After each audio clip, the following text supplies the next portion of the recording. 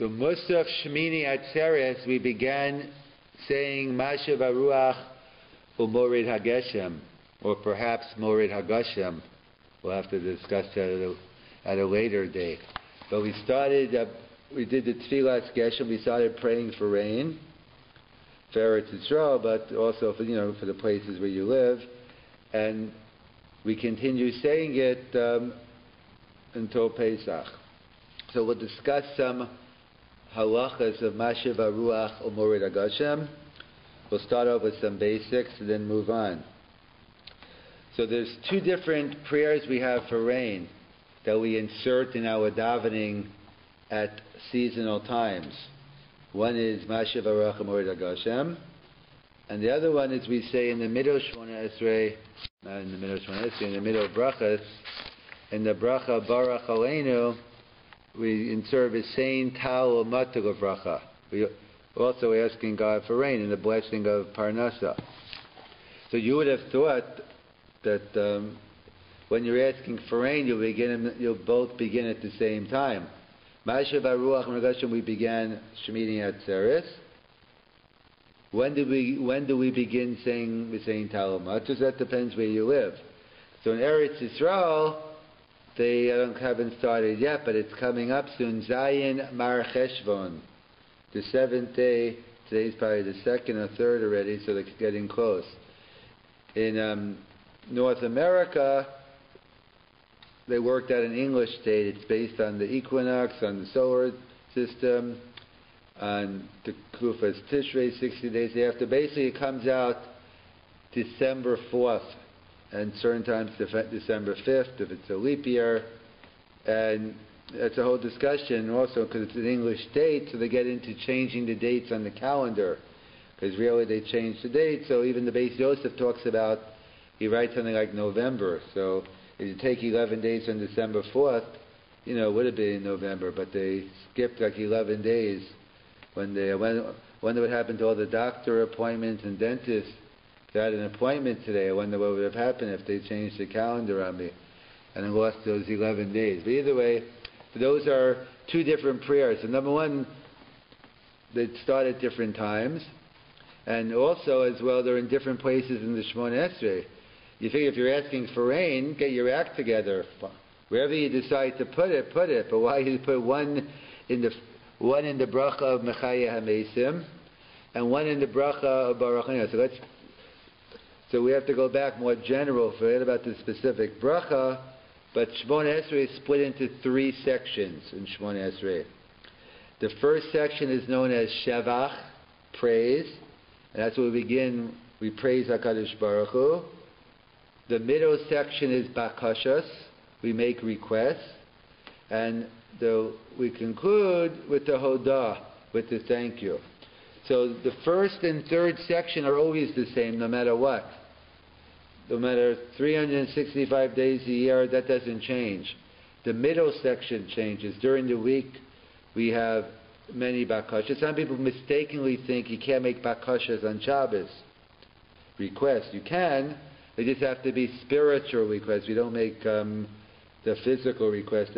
And Tosfos talks about also, it's a tircha, the tzibor Shabbos along davening. We want to cut it down, so we only have the 7. So on Shabbos and Yantiv we have 7 brachas. So there's 3 and 3 and 1 in the middle.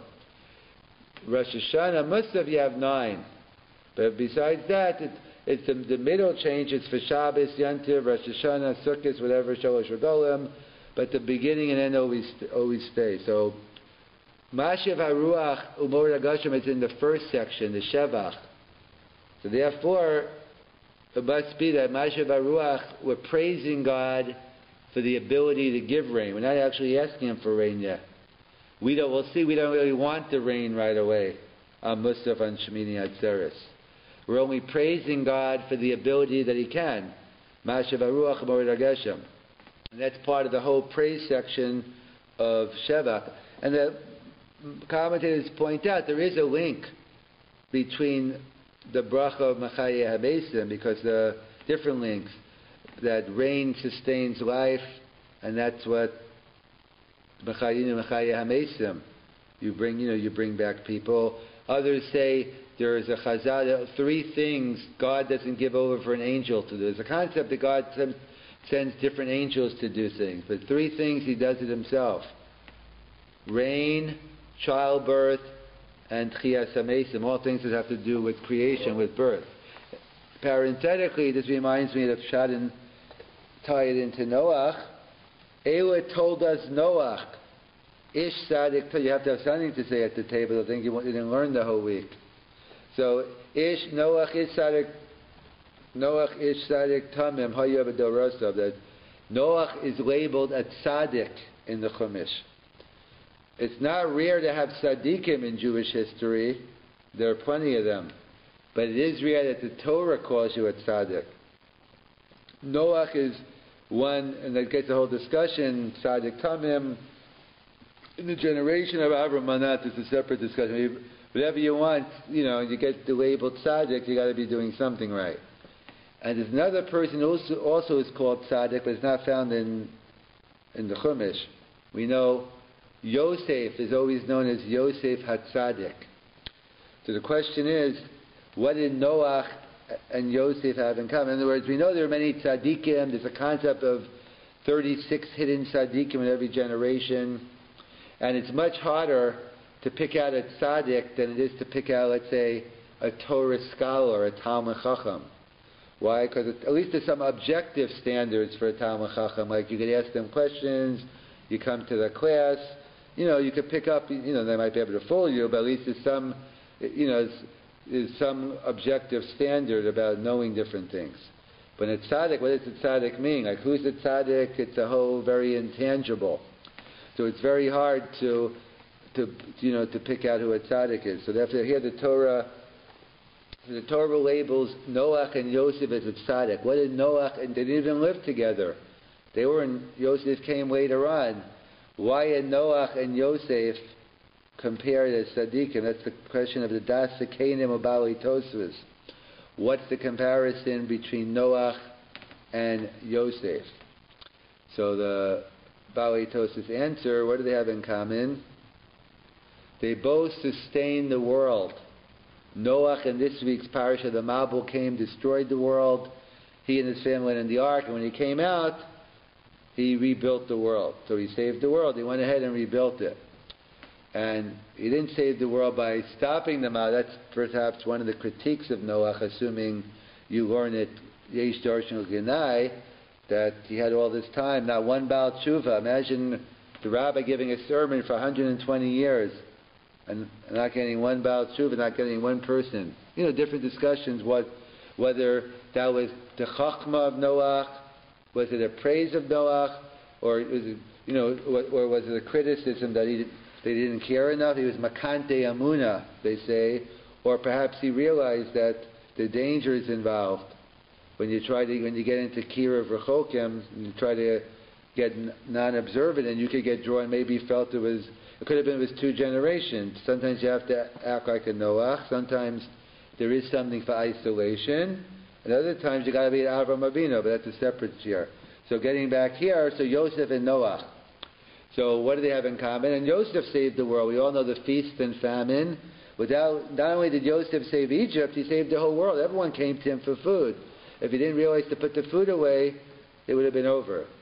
So we see Noach and Yosef have in common, they're both tzaddikim.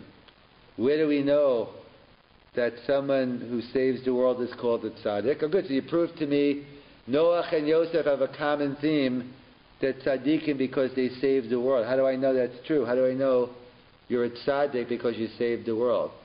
So we say it's 3 times a day in davening. We just said it before Mincha.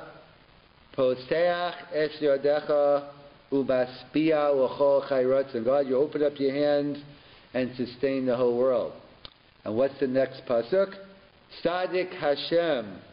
God, you are a tzaddik. So we see that one who sustains the whole world, and that's why Noach and Yosef. That's what the bracha of rain. Rain sustains the world, and therefore rain is put into the bracha of Tchiyas HaMesim, because these are the things that God does directly. He doesn't give over to anyone else. So Mashiv Haruach is the praise, and then Zvisein Ta'u Matar, that's in the middle. That's in the middle section.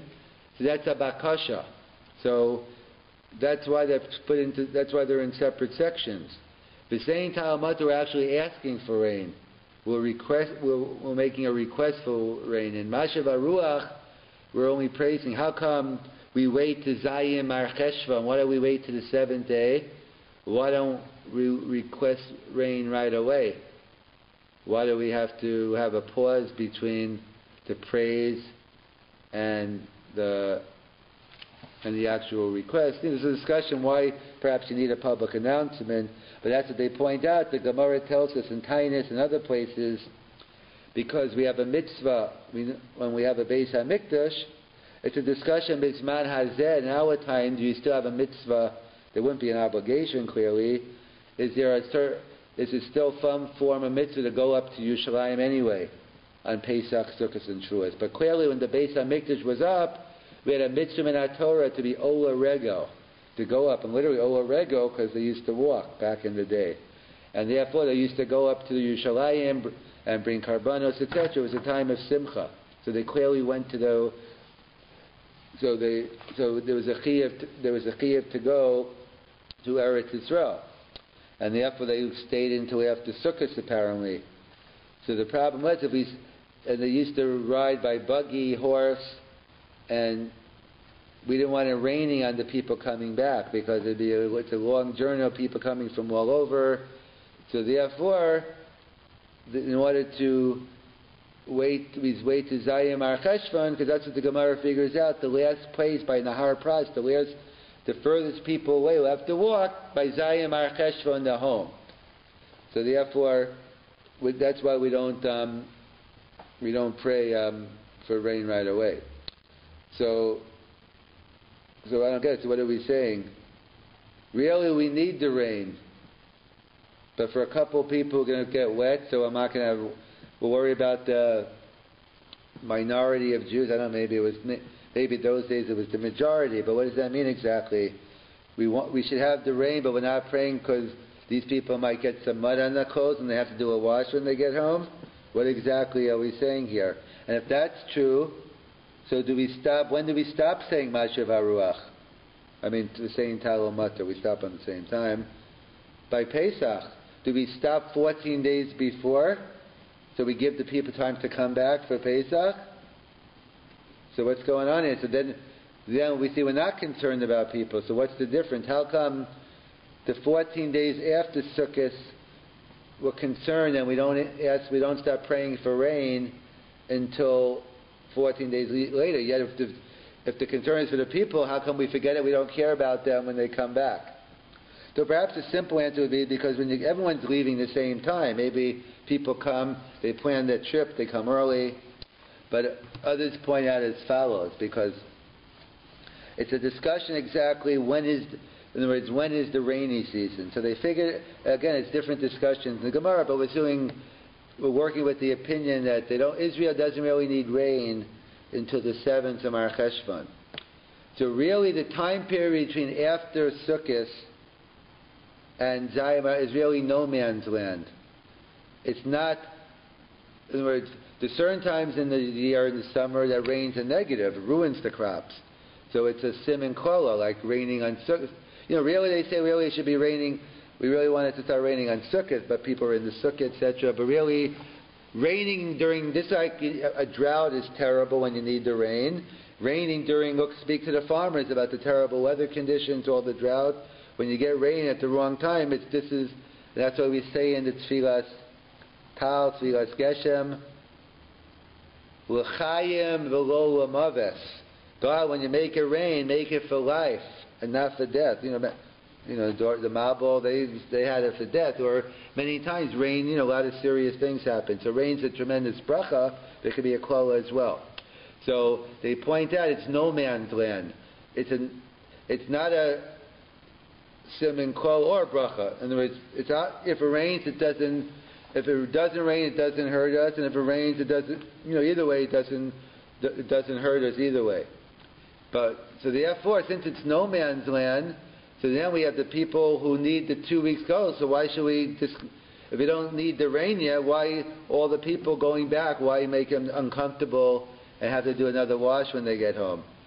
However, the last 2 weeks, that's still the rainy season. So okay, so we need the rain, but sorry, we don't want you to get wet. So that only helps if it's not the rainy season. If we have some leverage, we have some maneuvering rule, we have some room to maneuver, so then we say, okay, we'll give you a break, we'll wait in. But when it's the rainy season, it's interesting, the Chazal point out, but the question is, let's assume it's only a minority people. So we're saying, we're afraid that of the minority people, that it's going to rain. What about the majority? Let's assume the majority aren't there. How come we're not more concerned with the majority? So they say, Derech, the Bali Musa point out, Derech Drush, that because who's going to mean it more? It's true. The person who's walking out and it's raining in the mud, when they pray to God for not to rain, they really mean it. Oh, so okay, yeah, God, we want it to rain. Yeah, it's important. The people, when you're praying, when it's directly involved, you're going to have a lot more kavanah. That's why, in fact, the Gemara in Makis talks about that we know the person is stuck in the city of refuge. Someone kills unintentionally. You're stuck in the city of refuge, Ari Miklat, until the Kohen Gadol dies. So the Chazal tell us that the mother of the Kohen Gadol, or the wife, whoever, used to go bake chocolate chip cookies, brownies, melt away, babka, the works, whatever you like, and she used to give it out in the Ari Miklat. Why? Because she didn't want them praying. They wanted her son to die. She didn't want them praying for the death of the Kohen Gadol, so she wanted them to be in a good mood. But so Kasha, what do you mean? You have a couple of people in the Ari Miklat praying for his death, but the point is they're going to mean it because they want out of the Ari Miklat. So when you're praying for something, there's one thing, in theory it shouldn't be that way. We should have the same kavanah, but reality it doesn't work that way. So obviously, as they say, there's no such thing as atheists in the foxhole. In other words, when it's actually happening to you, it's just normal, natural, you can have a lot more kavanah. So that's why. So they point out, so Mashav HaRuach is this praising God with the ability to give rain. Tawel Matar is actually asking for rain. And Mashav HaRuach is in with the Mechiyas HaMesim because it's things that sustain life. Tawel Matar is in the bracha for Parnasa. So why do we start 2 weeks later but end the same time? And if we're concerned about the people getting all muddy, so why are we concerned later on? So that's what we explain, is because really the first 2 weeks are still no man's land. It's still, we could maneuver, there's still room to go rain or no rain. However, when it comes to going back, it's definitely a time of rain, and therefore we're not going to tell people to stop raining if we need it. So that's just the basics of where it's put in the tefillah. Just a couple lakas, and we'll continue next week with some more classes on it.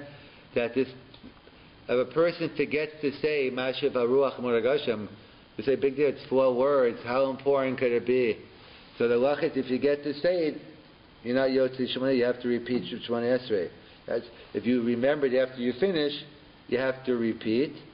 And if you remember, the bottom line is, if you remember before you say, certainly if you remember before you say Baruch Atah Hashem Machaya HaMesim, you can insert it in there.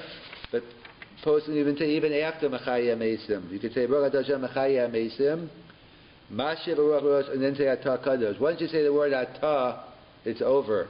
You got to go back. So that's the halach. If you forget Mashiach HaRuach, you have to go back. What happens if you're not sure? Which most of the time we're not sure.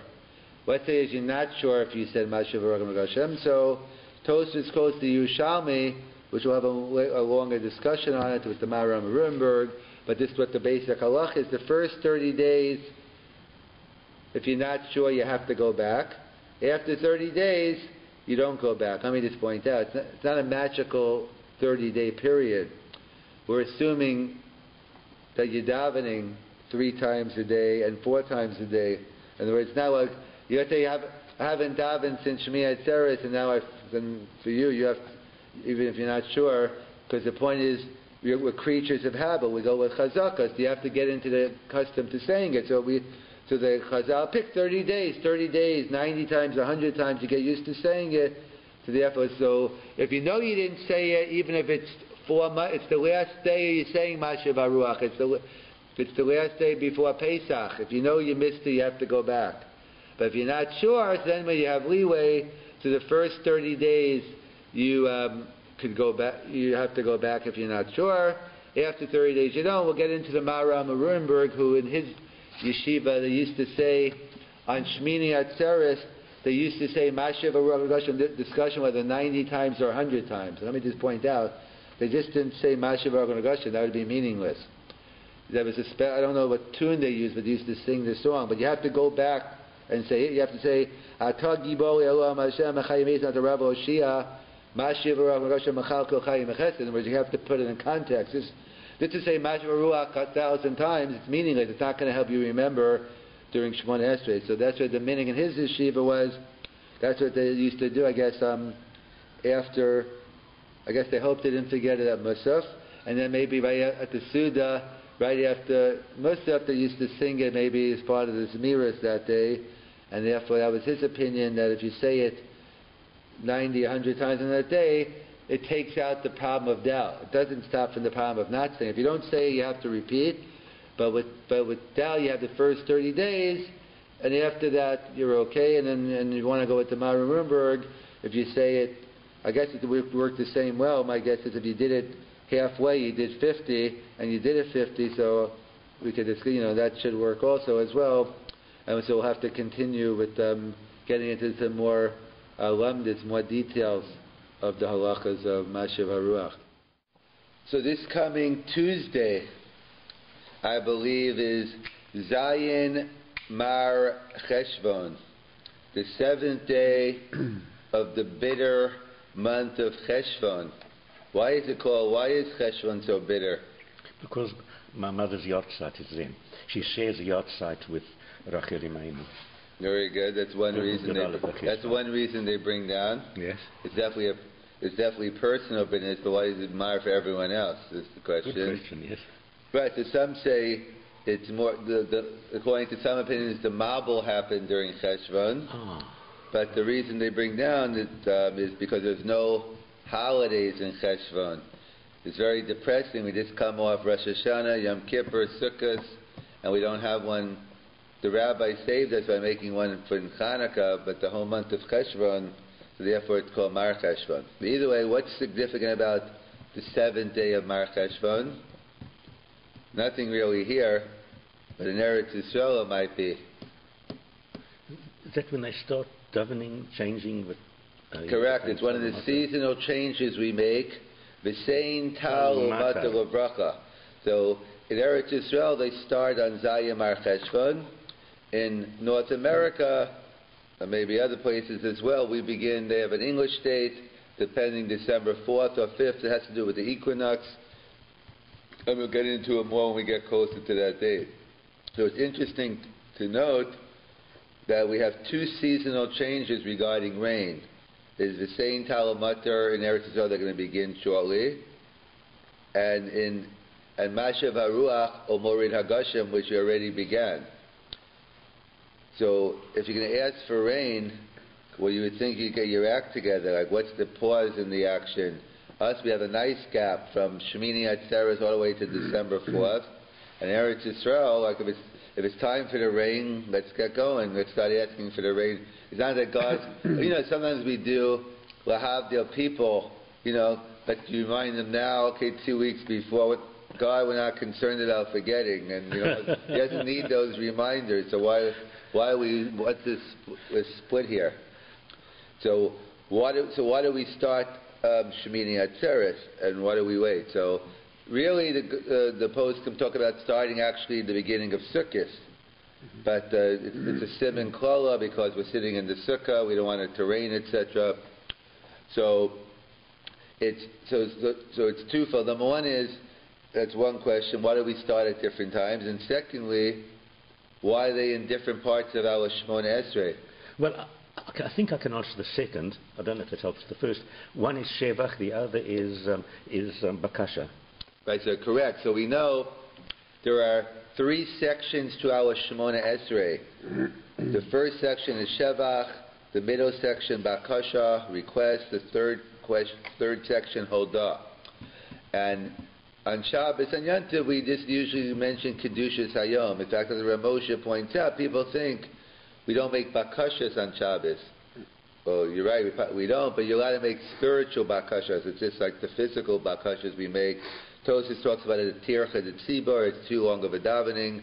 But those are the three sections. So we say Mashav Haruach Amor Agashim in the first section, implying that is a bakasha. We're only praising God on the ability to give rain. Mashav Haruach Amor Agashim. In fact, and why specifically is it put into the second bracha of the first section? So we understand why, if it's a praise, we understand why he made the first three. But why dafka the second? So different reasons given. What's it doing with the bracha of Machaye HaMesim? That number one is both represent life. Rain, without rain you can't live, and resurrecting the dead. And as Chazal tell us, there are three things that God does directly. Lo nimsru l'shliach. Three things. We have a concept of God sending angels down and doing some of the work for him. But on three things he always does directly. That's rain, tchiyas hamesim, and childbirth. Those three things. And of course, as the Bali must always like pointing out, even though we view tchiyas hamesim as a greater miracle than childbirth, really it's just the opposite. Like if you were an editor for the newspaper and you put on the headlines, child born today, you might not have a job tomorrow. You might not be selling too many papers. But if you put on the headlines, resurrection of the dead, you'll have a lot of sales. And that's because that's based on the Ramban, that things that happen all the time we call nature, things that happen once in a while we call supernatural. But it's really a greater nature because by Tchiyas HaMesim, the body is there, you're just getting it back, you're resurrecting it. But a child being born from a tipa strucha, that's a greater miracle. Who are you quoting now, Rav Moshe? No, that's just the Bali Muster. I don't have one person in general. Yeah. A couple say it. So I'm pointing the Ramban about the Yesod. It's the Ramban's Yesod about nature, and he doesn't give the example. About the frequency, just ignore. That's the Ramban. That's it. So that's why. It's in the Shavach, and that's why it's in the bracha of Tchiyas HaMesim. However, Talomatar, we're actually asking for rain, and therefore that belongs in the section of the Bakasha, and that's why there are different practical halachic ramifications. That's why the halacha is, if you forget to say, and we'll get into Talomatar later, but if you forget to say Talomatar in the bracha of Baruch Aleinu, you could still make it up in Shema Koleinu. But Mashav Haruach Mored Agashim, you don't have that much time. There is a Yerushalmi that says you can make it up in Shema Koleinu. We don't pass like Yerushalmi. And we only have not even until the third section, but only at the end of the second bracha. In other words, if you remember any time in the middle of the bracha Machaya HaMesim, you could plug it in or go back. But if you, even after Baruch Atah Hashem Machaya HaMesim, before you begin the word Atah, you could plug in Mashav Haruach. But once you start Atah, it's over, you got to go back. So, and that's because it's part of the Shevach. So therefore it's a bracha. It could have been done in the whole Shevach. It only has into Tchiyas HaMesim. But saying Talomata, that's a request, and therefore that has to be done in the middle section. So the question is then, so why Zayim Ar Cheshvan? Why is that day picked as the day in Eretz Yisrael for asking for the rain? Why not begin right after Sukkot? Why not wait till December 4th or any other day? What's Zayim Ar Cheshvan? A certain amount of time for the people coming to Yerushalayim to return home, I'm guessing. Right, so there's the Gemara in Tainis, so we know there's a mitzvah min HaTorah, or there was a mitzvah min HaTorah. When we had the Beis HaMikdash, there was a mitzvah to be Ola Regel. 3 times, Shalosh Regalim Bashana, you go to the Beis HaMikdash, etc., you bring karbanos. And according to the Ran, there is an Indian today, not a mitzvah min HaTorah, but even post Churban Habayis, there's still an Indian to go to Yerushalayim anyway, but there's no halacha, there's no mitzvah. People do that? People do. I don't know if because of Iran, they just like going to Israel for Yantiv. But I don't know if they're familiar with Iran, but why not? Write it off as a Midas Chasidus, as opposed to doing it for yourself. But either way, so they point out, anyway, so there's halacha of Ola Regel, and the Gemara figures out that Nahar Pras, the furthest distance from Yerushalayim, from Eretz Yisrael, is the Nahar Pras, and it takes whatever it is, 14 days, 15 days, whatever the amount is between Shemini Atzeres, and Zayim Mar Cheshvan. And this is the amount of time it takes to get back to the furthest spot. So since we don't want to start praying V'sein Talamata right away, because all the people going back are going to get soaked. It was before the days of cars and planes, and they go on the wagons and the mud, and therefore we want to give them about 2 weeks to get back to home before we ask for rain. Oh, just 2 weeks? It's about 2, but whatever it is, from Shemini Atzeres until, and in fact that's what the Gemara says. So based on this, somebody shown and point out that Bizman Hazel we no longer have a mitzvah of going to Yerushalayim, going to Eretz. So then we should begin counting right away. Why wait to Zayim Mar Cheshvan? And obviously other Rishonim disagree. It's a Machlokas HaRishonim, and we paskin that we go with Zayim Mar Cheshvan. It's not the only reason. The Gemara also gives about maybe rain, some other reasons, but it is a Machlokas. Some major Rishonim say you should start counting right away. Not counting, start saying it right away. And we go with the other opinion that says you wait into Zayim Mar Cheshvan, but we don't reject it totally. Poskim point out. Let's say you're in Eretz Yisrael between Shemini Atzeres and Zayim Mar Cheshvan. So the halach is in general, if one inserts Mashav Aruach Mor Hagashim during the wrong season, let's say in the summer, when rain is harmful, you have to repeat Shemona Esrei. Just like the other half of the season, if you leave out Mashav Haruach, when we need the rain, you have to repeat it as well. Of course, as Tosis points out in Tainis, and that seems to be the minig of Sfard, they got something right. Yes. These Sfardim, intellectual honesty, when they get something, since it's not too often. Since it's not too often, I will give you a shout out here. You should sit here and take it. No, I expect you to sit there quietly and ignore it. So they point out that if you say Morid Hatal, Tosis points out, so then you Yotzis. That is a nice meaning to have. If you say Morid Hatal, so therefore even you don't have to worry about repeating Shemona Esrei because you Yotzis. But either way, the strict minig Ashkenaz is not to, the minig Sfard is. So either way, if you mention Mashav Aruach in the wrong season, or if you don't mention it when you should, you have to go back. So some posts can point out, based on this, if the main reason why we don't begin asking for rain to Zayim Mar Cheshvan is because we want to give people time to come back, today there is no longer a mitzvah, it's post-Korban Abayis, so let's begin saying it right away. So we don't pass on that lechatchila, but they say we don't reject it either. In other words, if someone during these 2 weeks in Eretz Yisrael, let's say today, mistakenly inserted Mashav Aruach Morid Hagashem, then according to these poskim, you don't have to go back. Because really they say that it's kind of the quasi-zman for the rainy season now. Because basically they're saying really it is the rainy season, but we want to wait to Zayim Mar Cheshvan, so if you said it by mistake, so before Sukkot you said it, you have to go back because rain is harmful. But if you do it between Shemini Atzeres and Zayim Mar Cheshvan, so then you wouldn't have to go back. Yes, what's the reason for not changing this day and age? Because you've got to have respect for minhagim? Yeah, number one, it could be different. One could be technical reason we don't change, or there could be other reasons brought down, or either that we don't accept that opinion, and also here, although different reasons they discuss. But the fact that the poskim accepted show, and so that's the case. Then, so the question is, in general, I don't understand the reason. You're telling me really we need the rain in Eretz Yisrael, but you know what? A couple people are going to get wet going home. Obviously, let's assume in terms of who's going back to Nahar Pras, does it make sense? Let's say the Rov of Klal Yisrael needs the rain, and for a minority, we're afraid that since when do we care about a couple people getting wet? So go home, you do a laundry, you put out, you put out your clothes, you wash them, and you move on. Why am I so concerned about people getting caught in the mud and rain? If we need the rain, I'm not going to pray for rain because Jeff's going to get caught in the mud. Or for Jeff, maybe we would. But I'm saying for ordinary people, we're not usually going to make that distinction.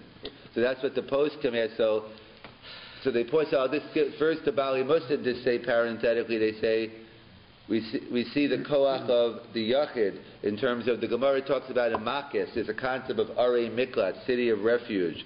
When someone kills someone unintentionally, they get put into the arei miklat, and they can't come out until the Kohen Gadol dies. So the Chazal tell us the Kohen Gadol's wife, mother, kids, they give out chocolate chip cookies, brownies to all the residents because they don't want them to pray for the death of the Kohen Gadol. I was worried about a couple of people praying for the death. Yeah, well, they say because those people mean it because they know if the Kohen Gadol dies, they have immediate reward. The people feeling in the rain when they pray not to rain mean it more than the guys hype it. You know what? I wanted to rain in Israel, but how much do we really mean it when we say Masha Baruch? Do you see the problem is the couple Yechidim praying have a lot more kavanah than the person who's sitting in their house inside. But either way, what they say, the question is, if we're concerned about the people not getting full of mud, so let me ask you something. So 2 weeks before Pesach begins, do we stop saying it? But those same people have to go back to Israel Yerushalayim now to be Ola Regel. So what we should stop saying Masha Baruch, we should stop saying Talo Matar 2 weeks before Pesach, do we? No, we don't. So how come for the first 2 weeks we're worried about the people getting wet and full of mud, but going there we don't care? How come we don't stop saying Talo Matar 2 weeks before Pesach? If we start 2 weeks after in order to give them time to get home, let's give them 2 weeks. So practically some say because going home everyone leaves the same time. Going there everyone leaves different times, but still that doesn't answer the kasha. So what the post can point out is the fundamental difference. They point out that, as we said, if you say Mashav HaRuach during the wrong season, it's a bad thing. It's a Siman Kola, so you have to go back. And if you don't say Mashav HaRuach in Yushin, it's a bad thing. So they point out these 2 weeks between Shemini Atzeres and Zayim HaCheshvan, what they call no man's land. It's not a Siman Kola if it rains, but you don't actually need it yet either. It won't hurt you, but it's not the full-fledged rainy season has not begun yet where we actually need it on a serious level. See, it doesn't do any harm. Right, so basically you have a 2 week period of limbo. So therefore, since we have 2 weeks where it's not a Siman Kola, okay, so we'll give the people, they just did a tremendous mitzvah of Ola Regel, they went to Yerushalayim, Israel, we'll give them 2 weeks to get back. So therefore we have the flexibility of not saying Mashiv, not saying Talo Matar. But until Pesach, it's still rainy season, so for a couple of people, I'm not going to worry about, 20 people are going to be riding on the wagon today and they might get wet, so okay, so therefore we should have the crops in Israel or whatever. So therefore, it's not because we're concerned. We are concerned about the individual. That's only when it's not against the cloud. If it's rainy season, as we see, we don't stop saying Talamat 2 weeks before Pesach, because the bottom line is that's the season that we need the rain. So we continue saying Talamat to the end. But for 2 weeks, since during this time period, it's in limbo, it's not a Siman Bracha, it's not a Siman Kola, so we have flexibility. So in order to encourage more people to go down to Eretz Yisrael, whatever the reason, so therefore Chazal did not institute the saying Talamatar into Zayin Mar Cheshvan. So that's the distinction they make, and we see, and that's why as well, we see it from the halacha that if one mistakenly says in Eretz Yisrael, anyway, we'll get to North America, but if one mistakenly said the same Talamatar today, yesterday, last week, even before Zayim HaCheshvan, they wouldn't have to repeat because it's not a Siman Kola yet. It's enough where Chazal didn't institute it yet because of the people coming, but really it's the Zman where it's obviously the fact that we're saying Mashav HaRuach now, it must be the beginning of the rain. Why we wouldn't be praising God during the summer when rain is hot, if we don't want the rain. It's obviously the beginning of the time where it's already okay to have rain, and then and they discuss why you have the praise first. It's kind of like the hacharaza we make, a Mashav HaRuach. It's like the read story for the Mayim we're making first before we actually make the request. We want to praise God on the ability to give rain. Jeff? Yes, so it is the thing that if you say the same Talamatar too early, just after Simchas Torah, you don't have to go back. B'diavad it's okay. Right, so that's a discussion. Right, so that's a discussion among the poskim. I'm pointing, but those poskim who say you don't have to go back because really it's okay to start. Okay, yes. They're assuming that basically we should be starting Talmud right after Shemini Atzeres. It's just a pragmatic concern to give the people to get back to the Nahar Pras. And since today there is no mitzvah anymore, we don't have a Beis HaMikdash. Okay. We're in the Churban Habayis. Hence, therefore, really the halacha should be that we should begin, but we don't change it completely. But b'di'ever we see that, which is the core of the halacha. We see if we don't say l'chatchil, we don't want to change the minhag. But according to them, maybe you do. But I'm saying l'halacha we don't. So I'm saying we don't reject this opinion l'halacha totally. We don't accept it l'chatchila that we want to change the date now from Zayim Ar Cheshvan to right after Shemini Atzeres. But we do accept it b'di'evet. If one is tar b'tfila and said b'sein Talmud too early, so then they would not have to repeat Shemona Esrei. Regarding the question of tos b'tfila, a person makes a mistake in their davening, failure to insert the proper phrase be a yalav v'yavo, mashav aruach morid agashem, talomater. So the halacha is generally by mashav aruach morid agashem. The halacha is magzirin also. You have to repeat the Shemona Esrei. There's an interesting question of Rabbi Akiva Eger we'll discuss tonight, is the question of what if one davens Friday night Shemona Esrei and they leave out Mashiv Aruach Uborid Hagashem. So Pashtus is something to discuss. Magzirin also. You have to repeat it like any other tefillah. However, we'll see Rabbi Akiva Eger suggests that perhaps Friday night is different. That Friday night you would not have to repeat Shemona Esrei. But to understand Rabbi Akiva Eger, we have to go back and understand the tefillah of the bracha me'ein sheva. The bracha we make at the end of davening, the Magen Avos v'varo mechayim esim amaro. What role does that play? So the Gemara in Shabbos Chav Daled talks about it. Rashi talks about it. That basically it used to have the synagogue in the outskirts of the town, and therefore it was dangerous for people to come and go alone, and especially go home alone when it's night. So those people who came late, the Ma'acharin, they didn't want them to walk home alone, so they extended the davening, they added an extra tefillah in order to give the people, the Ma'acharin, the people coming late, time to catch up. So Rashi going to is basically a buffer in order to let the latecomers catch up so they wouldn't have to walk home alone. The Vilna Gaon has a different pshat. The Vilna Gaon writes, the bracha me'ein sheva is a din of chazaras hashat.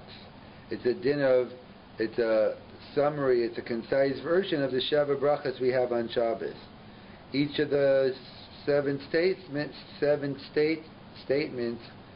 correspond to the different parts of the bracha. So they point out that you could be Yotze, the one who what is the Magen Avos for? It's not to give time for the Ma'acharin to catch up. That is the Shemona Esrei.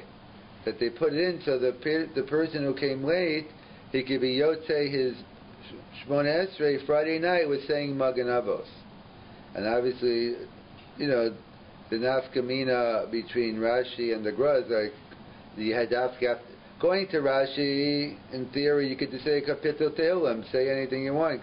The rabbi could speak for 10 minutes. If the whole issue is this for the latecomers, so then you could do anything.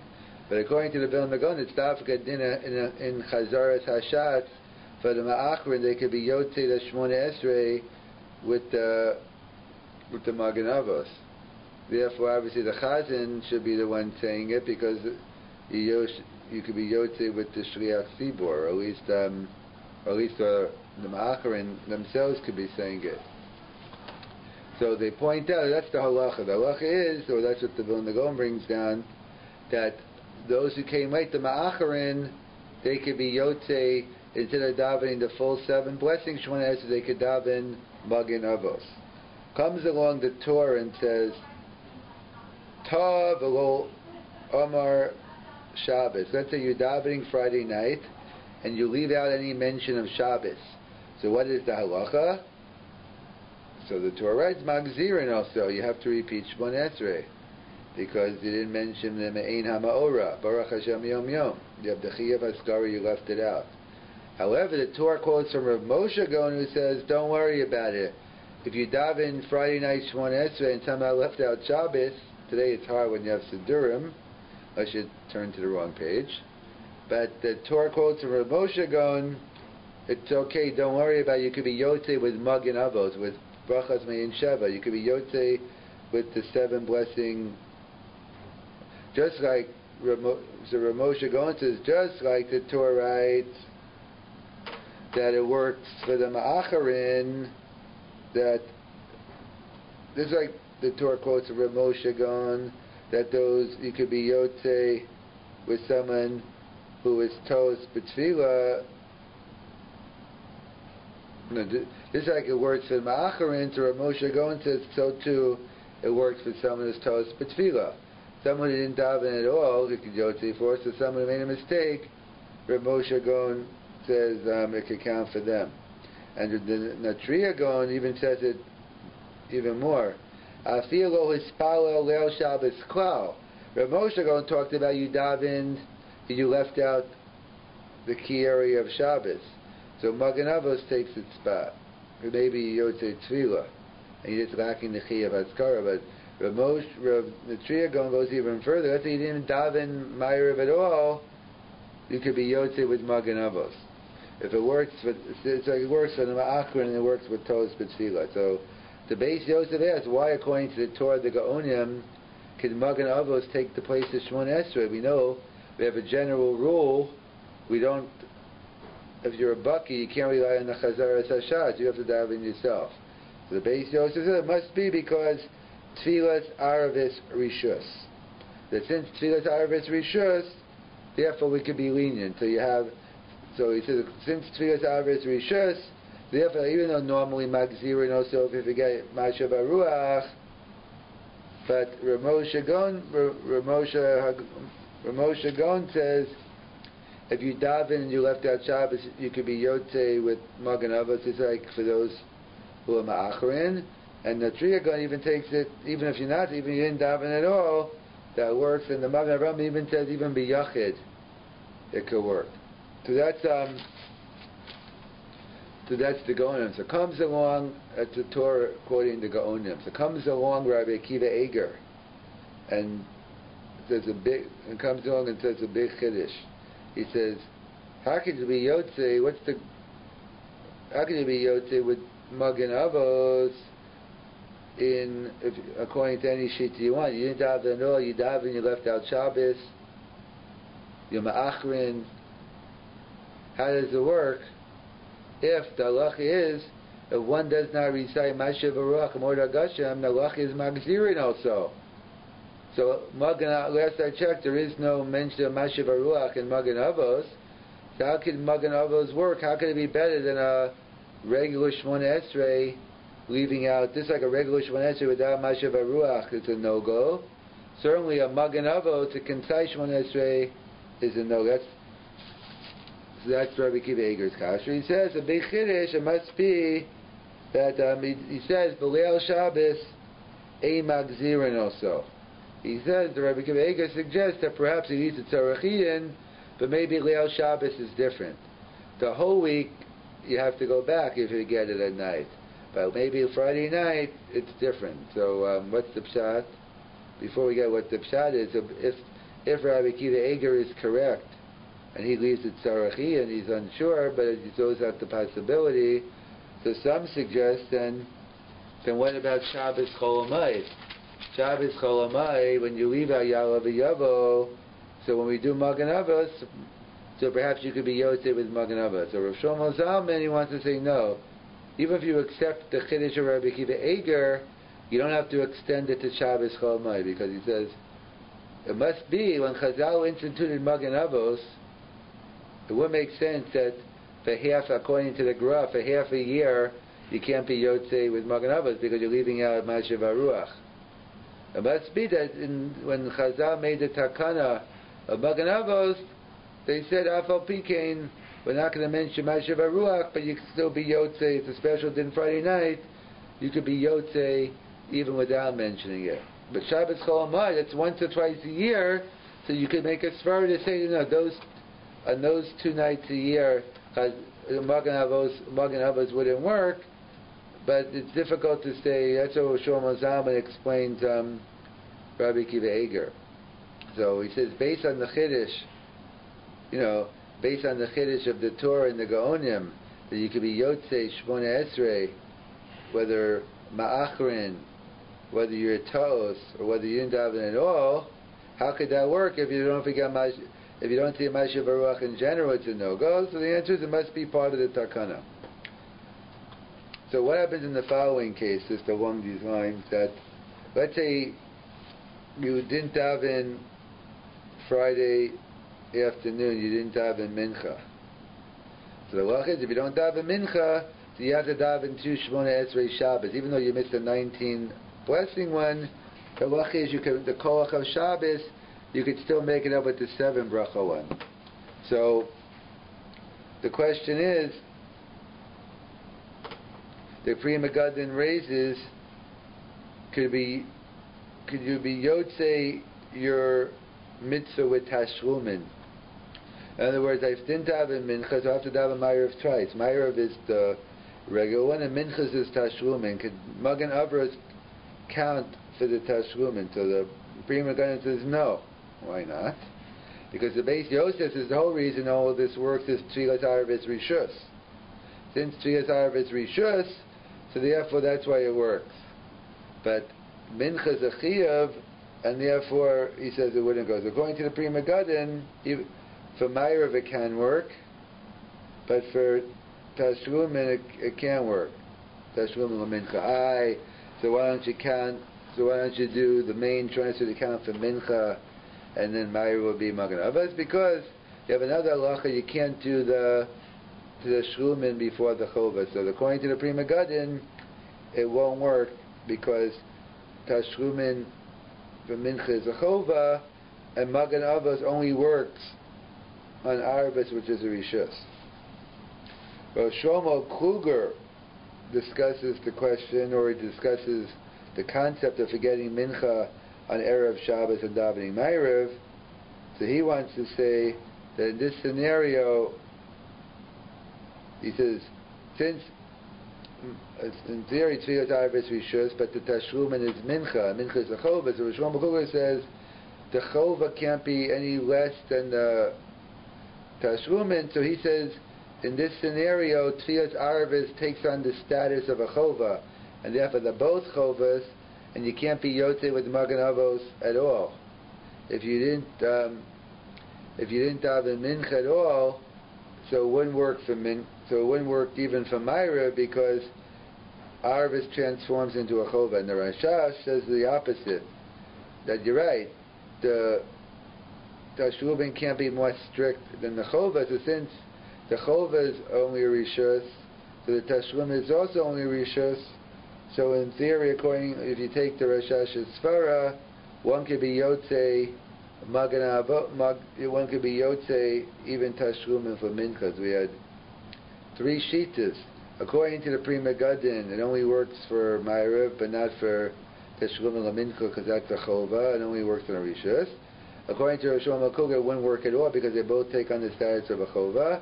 And according to the Rashash, they both take on the status of Rishus, and they would work. That's the Chiddush that Rabbi Akiva Eiger raises, and he leads it Tzarech in Medina. If you assume, like the Gaonim, that in the Gra, that for the Ma'achrin we set up Magen Avos to be Yotzei Shemona Esrei, and the Gaonim extend it to Tos B'Tfila, or Eino Mitzbal Klal, so in theory it should come out that you could be Yotzei. So it should come out then that if a person davens Friday night Shemona Esrei,